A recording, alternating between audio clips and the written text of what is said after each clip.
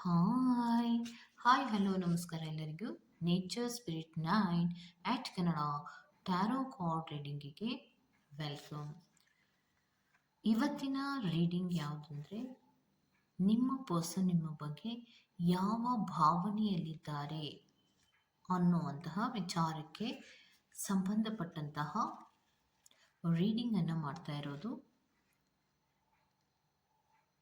ಇದೆಲ್ಲವೂ ಕೂಡ in general ಆಗಿರುವಂತಹ ರೀಡಿಂಗ್ ಆಗಿರೋದ್ರಿಂದ ನಿಮಗೆ ರೆಸೊನೇಟ್ ಆದರೆ ಮಾತ್ರ ತಗೊಳ್ಳಿ. ಹಾಗೆಯೇ ಸ್ಕ್ರೀನ್ ಮೇಲೆ ಕಾಣ್ತಾ ಇರುವಂತಹ ಒಂದು ನಂಬರ್, ಅದು ಪರ್ಸನಲ್ ರೀಡಿಂಗಿನ ನಂಬರ್ ಆಗಿರುತ್ತೆ. ಯಾರಿಗೆಲ್ಲ ಪರ್ಸನಲ್ ರೀಡಿಂಗಿನ ಅವಶ್ಯಕತೆ ಇದೆಯೋ ಅವರೆಲ್ಲರೂ ಕೂಡ ವಾಟ್ಸಪ್ ಮೆಸೇಜನ್ನು ಮಾಡೋದ್ರ ಮೂಲಕ ಪೇ ಮಾಡಿ ನಿಮ್ಮ ರೀಡಿಂಗ್ಸ್ಗಳನ್ನು ನೀವು ತಗೋಬೋದಾಗಿರುತ್ತೆ. ರೀಡಿಂಗ್ಗಳನ್ನು ನೋಡೋದಕ್ಕೆ ಮುಂಚಿತವಾಗಿ ನಮ್ಮ ಚಾನಲಿಗೆ ಯಾರೆಲ್ಲ ಸಬ್ಸ್ಕ್ರೈಬ್ಸ್ ಆಗಿದ್ದೀರೋ ಮತ್ತು ಸಪೋರ್ಟನ್ನು ಮಾಡ್ತಿದ್ದೀರೋ ಅವರೆಲ್ಲರಿಗೂ ಕೂಡ ಕೃತಜ್ಞತೆಗಳನ್ನು ಹೇಳ್ತಾ ನಾನು ಈ ರೀಡಿಂಗನ್ನು ಮಾಡ್ತಾ ಇದ್ದೀನಿ. ಸೊ ಫೈಲ್ ನಂಬರ್ 1 ಅವರ ಡೀಟೇಲ್ಸನ್ನು ನೋಡ್ತಾ ಹೋಗೋಣ. ಫೈಲ್ ನಂಬರ್ 1 ಅವರಿಗೆ ಸದ್ಯಕ್ಕೆ ನಿಮ್ಮ ಪ್ರೀತಿಯ ವ್ಯಕ್ತಿಯ ಭಾವನೆಗಳೇನು ಅನ್ನೋದ್ರ ಬಗ್ಗೆ ಹೇಳೋದಾದರೆ, ಬಹಳಷ್ಟು ಅಟ್ರಾಕ್ಷನಿನಲ್ಲಿ ಇರ್ತಾರೆ ಮತ್ತು ಪ್ರೀತಿಯ ಕಮಿಟ್ಮೆಂಟನ್ನು ಕೊಡುವಂತಹ ಮನಸ್ಥಿತಿಗಳಲ್ಲಿ ಇರುವಂತಹದ್ದು. ಪ್ರೀತಿಯ ಬಗ್ಗೆ ಪಾಸಿಟಿವ್ ಆದಂತಹ ಆಲೋಚನೆಗಳನ್ನು ಮಾಡೋದ್ರ ಮೂಲಕ ಖುಷಿಯಿಂದ, ನೆಮ್ಮದಿಯಿಂದ ಮತ್ತು ಸಮಾಧಾನದಿಂದ ನಿಮ್ಮನ್ನು ನೋಡ್ಕೋಬೇಕು ಅನ್ನುವಂತಹ ಮನಸ್ಥಿತಿಗಳು ಅವರಲ್ಲಿ ಇದೆ. ಸದ್ಯಕ್ಕೆ ನಿಮ್ಮ ಪರ್ಸನ್ಗಳು ತುಂಬ ಕೆಲವೊಂದು ವಿಚಾರಗಳಲ್ಲಿ ಹಠವನ್ನು ಮಾಡಿದ್ರೂ ಕೂಡ ನಿಮ್ಮನ್ನು ಬಿಟ್ಟು ಹೋಗುವಂತಹ ಮನಸ್ಥಿತಿಯಲ್ಲಂತೂ ಅವರು ಇಲ್ಲ. ಯಾವಾಗಲೂ ಕೂಡ ನಿಮ್ಮನ್ನು ಫಾಲೋ ಮಾಡ್ತಾನೆ ಇರ್ತಾರೆ, ನಿಮ್ಮ ಬಗ್ಗೆ ಯೋಚನೆ ಮಾಡ್ತಾರೆ, ಪ್ರತಿಯೊಂದು ವಿಚಾರಗಳನ್ನು ಕೂಡ ಶೇರ್ ಮಾಡಿಕೊಳ್ಳುವಂತಹ ಮನಸ್ಥಿತಿಯಲ್ಲಿ ಸದ್ಯಕ್ಕೆ ಇದ್ದಾರೆ ಅನ್ನುವಂಥದ್ದನ್ನು ಕಾರ್ಡ್ಸಿನ ಮೂಲಕ ತೋರಿಸ್ತಾ ಇದೆ.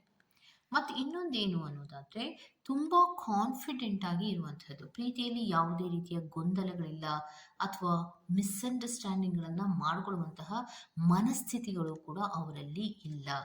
ಏನೇ ಮಾತಾಡಿದ್ರೂ ಕೂಡ ಕ್ಲಿಯರ್ ಆಗಿ ಹೇಳಬೇಕು. ಯಾವ ವಿಚಾರಗಳನ್ನು ನಾನು ಶೇರ್ ಮಾಡ್ಕೋಬೇಕು ಅಂತ ಅಂದ್ಕೊಂಡಿದ್ದೀನೋ ಆ ಎಲ್ಲ ವಿಚಾರಗಳನ್ನು ಕ್ಲಿಯರ್ ಆದಂತಹ ರೀತಿಯಲ್ಲಿ ಕಾನ್ಫಿಡೆಂಟ್ ಆಗಿ ಕೆಲವು ವಿಚಾರಗಳ ಬಗ್ಗೆ ನಾನು ಮಾತಾಡಬೇಕು ಅನ್ನೋದನ್ನು ಅವರು ಅಂದ್ಕೊಂಡಿದ್ದಾರೆ. ಯಾಕೆ ಅನ್ನೋದಾದರೆ, ಪ್ರೀತಿಯ ವಿಚಾರದಲ್ಲಿ ಯಾವುದೇ ರೀತಿಯ ಇಂಬ್ಯಾಲೆನ್ಸ್ಗಳು ಆಗಬಾರ್ದು. ಮತ್ತು ಪ್ರೀತಿಯ ವಿಚಾರದಲ್ಲಿ ನಾನು ಏನೇ ಕೆಲವೊಂದು ಮಿಸ್ಟೇಕ್ಸ್ಗಳು ಮಾಡಿದ್ರೂ ಕೂಡ ಅದರಲ್ಲಿ ಇಂಬ್ಯಾಲೆನ್ಸ್ ಅನ್ನೋದು ಜಾಸ್ತಿ ಆಗುತ್ತೆ. ಅದನ್ನು ಸರಿ ಮಾಡ್ಕೊಳ್ಳೋದಕ್ಕೆ ನನಗೆ ತುಂಬ ಕಷ್ಟ ಆಗುತ್ತೆ. ಸೊ ಆದ್ದರಿಂದ ನಾನು ಏನು ಮಾಡಬೇಕಂದ್ರೆ, ಪ್ರೀತಿಯ ವಿಚಾರದಲ್ಲಿ ಏನನ್ನ ಹೇಳಬೇಕು, ಹೇಗೆ ಹೇಳಬೇಕು ಅದೆಲ್ಲವನ್ನ ಯೋಚನೆ ಮಾಡಿಯೇ ನನ್ನ ಪ್ರೀತಿಯ ವ್ಯಕ್ತಿಯನ್ನು ಸಮಾಧಾನಕರವಾದಂತಹ ರೀತಿಯಲ್ಲಿ ನೋಡ್ಕೋಬೇಕು ಅನ್ನುವಂತಹ ಮನಸ್ಥಿತಿಗಳಲ್ಲಿ ಇದ್ದಾರೆ. ಮತ್ತು ನಿಮ್ಮಿಬ್ಬರಲ್ಲಿಯೂ ಕೂಡ ಹೆಚ್ಚು ಅಟ್ರಾಕ್ಷನ್ಸ್ ಇರೋದ್ರಿಂದ ಯಾವುದೇ ಅಂತಹ ದೊಡ್ಡ ಏರುಪೇರುಗಳೇನು ಸದ್ಯದ ಮಟ್ಟಿಗೆ ಆಗುವಂತಹ ರೀತಿಯಲ್ಲಿ ಇಲ್ಲ. ಯಾಕಂದರೆ ನಿಮ್ಮ ಪರ್ಸನ್ಗಳು ಹೆಚ್ಚು ಅಡ್ಜಸ್ಟ್ಮೆಂಟ್ಗಳನ್ನು ಮಾಡ್ಕೋತಾರೆ. ಕೆಲವೊಂದು ವಿಚಾರಗಳಲ್ಲಿ ಅವರು ಸಿಟ್ಟು ಮಾಡಿಕೊಂಡ್ರೂ ಕೂಡ ಅದನ್ನು ಸರಿ ಮಾಡಿಕೊಳ್ಳುವಂತಹ ಪ್ರಯತ್ನವನ್ನು ಮಾಡ್ತಾರೆ ಹೊರತು ನಿಮ್ಮನ್ನು ಬಿಟ್ಟು ಹೋಗುವಂತಹ ಮನಸ್ಥಿತಿಯಲ್ಲಂತೂ ಅವರು ಇಲ್ಲ ಅನ್ನುವಂಥದ್ದನ್ನು ತೋರಿಸ್ತಾ ಇದೆ. ಮತ್ತು ತುಂಬ ಕಾನ್ಫಿಡೆಂಟ್ ಆಗಿರುವಂತಹದ್ದು ಮತ್ತು ತುಂಬ ಕೈಂಡ್ಫುಲ್ ಆಗಿರುವಂತಹ ಪ್ರೀತಿಯನ್ನು ಇಲ್ಲಿ ರೆಪ್ರೆಸೆಂಟ್ ಮಾಡ್ತಾ ಇದೆ. ಹಾಗಿದ್ರೆ ಫೈಲ್ ನಂಬರ್ 1 ಯಾರೆಲ್ಲ ಆಯ್ಕೆ ಮಾಡ್ಕೊಂಡಿದ್ದೀರೋ ಸೊ ಅವರಿಗೆ ಪ್ರೀತಿಯ ವಿಚಾರದಲ್ಲಿ ಸದ್ಯದ ಮಟ್ಟಿಗೆ ಅವರ ಮನಸ್ಥಿತಿಗಳು ಸಮಾಧಾನದಲ್ಲಿ ಇರೋದ್ರಿಂದ, ಪ್ರೀತಿಯಲ್ಲಿ ಅಟ್ರಾಕ್ಷನ್ಸ್ಗಳಿರೋದ್ರಿಂದ, ಸೀರಿಯಸ್ ಕಮಿಟ್ಮೆಂಟ್ಗಳನ್ನು ಕೊಡಬೇಕು ಅನ್ನುವಂತಹ ಮನಸ್ಥಿತಿಗಳು ಇರೋದ್ರಿಂದ ತುಂಬ ಕಾನ್ಫಿಡೆಂಟ್ ಆಗೇ ಇದ್ದಾರೆ, ಕೈಂಡ್ಫುಲ್ ಆಗಿದ್ದಾರೆ ಮತ್ತು ಜೆನ್ಯೂನ್ ಆದಂತಹ ರೀತಿಯಲ್ಲಿ ಅವರು ಇರುವುದರಿಂದ ಅವರು ಪ್ರೀತಿಯ ವಿಚಾರದಲ್ಲಿ ಇಂಬ್ಯಾಲೆನ್ಸನ್ನು ಮಾಡಿಕೊಳ್ಳುವಂತಹ ಮನಸ್ಥಿತಿಗಳಲ್ಲಿ ಇಲ್ಲ. ಸೊ ಅಲ್ಲಿಗೆ ಅವರ ಭಾವನೆಗಳೆಲ್ಲವೂ ಕೂಡ ಸದ್ಯದ ಮಟ್ಟಿಗೆ ಪಾಸಿಟಿವ್ ಆದಂತಹ ರೀತಿಯಲ್ಲಿಯೇ ಇದೆ ಅನ್ನುವಂತಹದ್ದನ್ನು ರೆಪ್ರೆಸೆಂಟ್ ಮಾಡ್ತಾ ಇದೆ. Go to the next file number 2. File number 2 ಯಾರೆಲ್ಲ ಆಯ್ಕೆಯನ್ನು ಮಾಡ್ಕೊಂಡಿದ್ದೀರೋ, ಸದ್ಯದ ಕರೆಂಟ್ ಫೀಲಿಂಗ್ಸ್ಗಳು ಏನಿದೆ ನಿಮ್ಮ ಪರ್ಸನ್ನಿನ ವಿಚಾರವಾಗಿ, ಅಂದರೆ ಪ್ರೀತಿಯ ವಿಚಾರವಾಗಿ ನಿಮ್ಮ ಪರ್ಸನ್ಗೆ ಯಾವ ರೀತಿಯ ಕರೆಂಟ್ ಫೀಲಿಂಗ್ಸ್ಗಳಿದೆ ಅನ್ನೋದಾದರೆ, ಪ್ರೀತಿಯಲ್ಲಿ ಯಾವುದೇ ಇಂಬ್ಯಾಲೆನ್ಸ್ಗಳನ್ನು ಮಾಡ್ಕೋಬಾರ್ದು. ಸದ್ಯಕ್ಕೆ ನನ್ನ ಪ್ರೀತಿಯಲ್ಲಿ ಇಂಬ್ಯಾಲೆನ್ಸ್ಗಳು ಆಗೋ ಥರ ಇದೆ ಅನಿಸಿದ್ರೂ ಕೂಡ ನಾನು ಇಂಬ್ಯಾಲೆನ್ಸನ್ನು ಮಾಡಬಾರ್ದು. ಪ್ರೀತಿಯ ವಿಚಾರದಲ್ಲಿ ಏನು ಡಿಸಿಷನ್ಸನ್ನು ತಗೋಬೇಕೋ ಅದನ್ನು ಕರೆಕ್ಟಾಗಿ ತಗೊಂಡು ಪ್ರೀತಿಯನ್ನು ಬ್ಯಾಲೆನ್ಸ್ ಮಾಡಬೇಕು ಅನ್ನುವಂತಹ ಮನಸ್ಥಿತಿಗಳಲ್ಲಿ ಇದ್ದಾರೆ. ಪ್ರೀತಿಯ ವಿಚಾರದಲ್ಲಿ ಕೆಲವೊಬ್ಬರು ಆಲೋಚನೆಯನ್ನು ಮಾಡ್ತಾ ಇರುವಂತಹದ್ದು ಯೂನಿವರ್ಸಿನಲ್ಲಿ, ಅಂದರೆ ಸೀರಿಯಸ್ ಕಮಿಟ್ಮೆಂಟನ್ನು ಕೊಡಬೇಕು. ಒಂದು ಕಮಿಟ್ಮೆಂಟನ್ನು ಕೊಟ್ಟರೆ ನನ್ನ ಪರ್ಸನ್ಗೆ ಅದರಿಂದ ಯಾವುದೇ ಬೇಜಾರು ಆಗಬಾರ್ದು. ಯಾಕಂದರೆ ಸೀರಿಯಸ್ ಕಮಿಟ್ಮೆಂಟನ್ನು ಕೊಟ್ಟರೆ ನನ್ನ ಪರ್ಸನ್ಗೆ ಸಮಾಧಾನ ಆಗತ್ತೆ, ಖುಷಿ ಆಗತ್ತೆ. ಮತ್ತು ಒಂದು ಲಾಂಗ್ ಟರ್ಮ್ ಕಮಿಟ್ಮೆಂಟಿನ ಬಗ್ಗೆ ನಾನು ಮಾತಾಡಬೇಕು ಅನ್ನುವಂತಹ ಮನಸ್ಥಿತಿಯಲ್ಲಿಯೂ ಕೂಡ ಇದ್ದಾರೆ. ಪ್ರೀತಿಯ ವಿಚಾರದಲ್ಲಿ ಹಲವಾರು ಚೇಂಜಸ್ಗಳು ನಿಮ್ಮ ಪ್ರೀತಿಯಲ್ಲಿ ಆದ್ರೂ ಕೂಡ ನಾನು ಅದನ್ನು ಸರಿ ಮಾಡ್ಕೋಬೇಕು, ಎಲ್ಲವನ್ನ ಸರಿ ಮಾಡಿಕೊಂಡು ನನ್ನ ಪ್ರೀತಿಯನ್ನು ನಾನು ಉಳಿಸ್ಕೊಳ್ಳೇಬೇಕು ಅನ್ನುವಂತಹ ಮನಸ್ಥಿತಿಗಳಲ್ಲಿ ಇರುವಂತಹದ್ದು.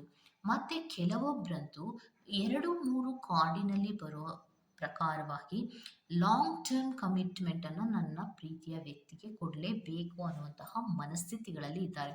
ಅದು ಎಂಗೇಜ್ಮೆಂಟ್ ಇರಬಹುದು, ಮದುವೆ ಇರಬಹುದು.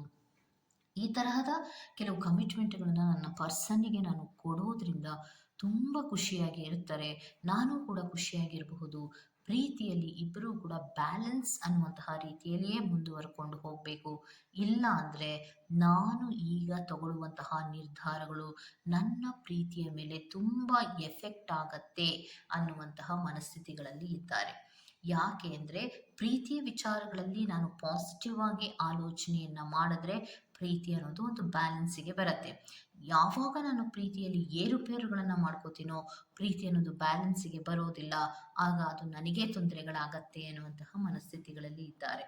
ಯಾಕೆ ಅಂದರೆ ಎಲ್ಲವೂ ಕೂಡ ನಿನ್ನ ಕಡೆಯಿಂದಲೇ ತಪ್ಪು ಅನ್ನುವಂತಹ ಹೇಳುವ ಮನಸ್ಥಿತಿಗಳು ನನ್ನ ಪರ್ಸನ್ಗೆ ಇರುವಾಗ ನಾನು ಎಲ್ಲಿಯೂ ಕೂಡ ತಪ್ಪುಗಳನ್ನು ಮಾಡೋದಾಗಲಿ, ಡಿಸಿಷನ್ಸನ್ನು ತಗೊಳ್ಳುವಾಗ ಇಂಬ್ಯಾಲೆನ್ಸ್ ಮಾಡೋದಾಗಲಿ ಮಾಡಬಾರ್ದು ಅನ್ನುವಂತಹ ಮನಸ್ಥಿತಿಗಳಲ್ಲಿ ಇದ್ದಾರೆ. ಮತ್ತು ಪ್ರೀತಿಯನ್ನು ಹೊಸದಾದಂತಹ ರೀತಿಯಲ್ಲಿ ನೋಡಿಕೊಂಡು ಮುಂದುವರಿಸ್ಕೊಂಡು ಹೋಗಬೇಕು. ಹಿಂದೆ ಆದಂತಹ ಯಾವುದೇ ತಪ್ಪುಗಳಿರ್ಬೋದು, ಯಾವುದೇ ಮಿಸ್ಟೇಕ್ಗಳಿರ್ಬೋದು, ಅದು ಪದೇ ಪದೇ ಆಗದೆ ಇರೋ ಥರ ನೋಡ್ಕೋಬೇಕು ಅನ್ನುವಂತಹ ಮನಸ್ಥಿತಿಗಳಲ್ಲಿ ಇದ್ದಾರೆ. ಅವರ ಫೀಲಿಂಗ್ಸ್ ಕೂಡ ಅದೇ ರೀತಿಯೇ ಇದೆ.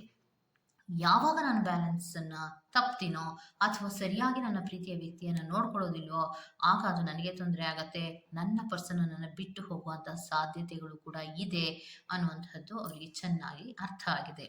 ಸೊ ಅದಕ್ಕೋಸ್ಕರವಾಗಿ ಪ್ರೀತಿಯನ್ನು ಬ್ಯಾಲೆನ್ಸ್ ಮಾಡುವಂತಹದ್ದು ಮತ್ತು ಪ್ರೀತಿಯಲ್ಲಿ ಲಾಂಗ್ ಟರ್ಮ್ ಕಮಿಟ್ಮೆಂಟನ್ನು ಕೊಡೋದು, ಸೀರಿಯಸ್ ಕಮಿಟ್ಮೆಂಟನ್ನು ಕೊಡುವಂಥದ್ದು, ಮಿಸ್ಅಂಡರ್ಸ್ಟ್ಯಾಂಡಿಂಗ್ಗಳನ್ನು ಸರಿ ಮಾಡಿಕೊಂಡು ಸಮಾಧಾನ ಮಾಡಬೇಕು ಮತ್ತು ಸಾಮರಸ್ಯದಿಂದ ಇರುವ ಕಡೆಗೆ ಹೆಚ್ಚು ಗಮನವನ್ನು ಕೊಡ್ತಾ ಇದ್ದಾರೆ.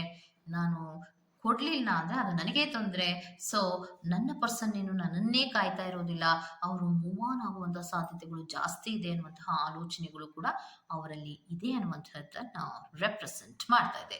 ಓಕೆ, ಸೊ ಇದಿಷ್ಟು ಪ್ಯಾನ್ ನಂಬರ್ 2 ಅವರ ರೀಡಿಂಗ್ ಆಗಿರುತ್ತೆ. ಈ ತರಹದ ರೀಡಿಂಗ್ ನಿಮ್ಗೆ ಇಷ್ಟ ಆಗಿದೆ ದಯವಿಟ್ಟು ಸಬ್ಸ್ಕ್ರೈಬ್ ಮಾಡಿ, ಪಕ್ಕದಲ್ಲಿ ಇರುವಂತಹ ಬೆಲ್ ಐಕಾನ್ ಅನ್ನು ಪ್ರೆಸ್ ಮಾಡಿ. ನಾನು ನಿಮ್ಮನ್ನ ಮತ್ತೊಂದು ರೀಡಿಂಗ್ ಅಲ್ಲಿ ಸಿಗ್ತೀನಿ ಅಂತ ಹೇಳ್ತಾ ಅಲ್ಲಿವರೆಗೂ ಚೆಕಿ ಬಾಯ್.